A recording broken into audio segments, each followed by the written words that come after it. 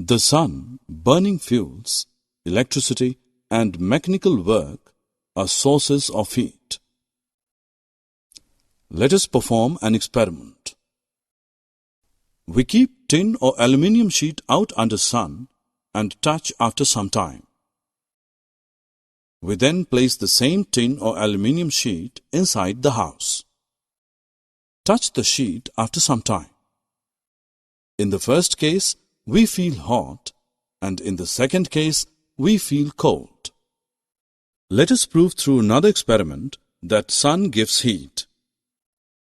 Use a magnifying glass to focus sunlight on a piece of white paper.